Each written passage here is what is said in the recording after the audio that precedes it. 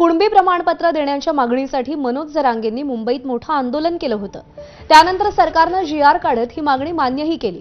आता ही मागणी मान्य झाल्यावर गेल्या 3 महिन्यात मराठवाड्यातील केवळ 98 अर्जदारांना ओबीसी प्रमाणपत्र मिळाली आहेत। 8 जिल्ह्यातून 594 अर्ज आलेत, पण त्यातील केवळ 98 अर्जदारांना प्रमाणपत्र प्राप्त झाली आहेत। टक्केवारीमध्ये बोलायचं झालं तर ही टक्केवारी केवळ 18% आहे। कुणबी मराठा प्रमाणपत्रासाठी तालुकास्तरीय समितीकडे अर्ज सादर करावा लागणार होता। हा जीआर काढून 3 महिने झालेत। विशेष म्हणजे संभाजीनगर जिल्ह्यातून एकही प्रमाणपत्र देण्यात आलेलं नाहीये।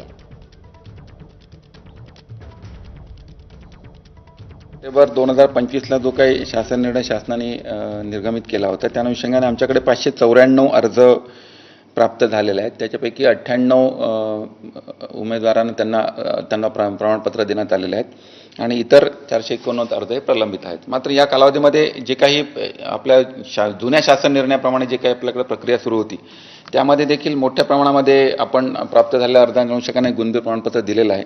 त्याच्यामध्ये जवळजवळ 2,65,000 पैकी 2,63,000 लोकांना ही प्रमाणपत्र ऑलरेडी इश्यू झालेली आहेत।